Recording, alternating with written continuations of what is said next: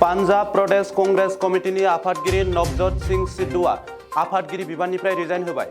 बे समाव मोनसे गेदेर खौरां, नवजोत सिंह सिद्धुआ पान्जाब कंग्रेस कमिटिनि आफादगिरि बिबानखौ एंगारबाय।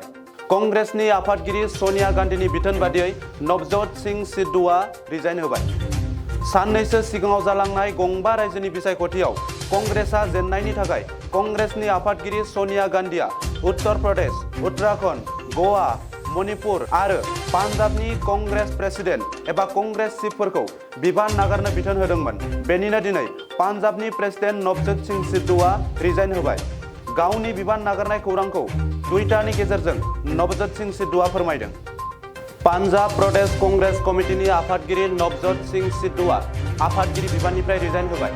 बे समाव मोनसे गेदेर खौरां, नवजोत सिंह सिद्धुआ पान्जाब कंग्रेस कमिटिनि आफादगिरि बिबानखौ एंगारबाय। कंग्रेसनि आफादगिरि सोनिया गांधीनि बिथोन बादियै नवजोत सिंह सिद्धुआ रिजाइन होबाय।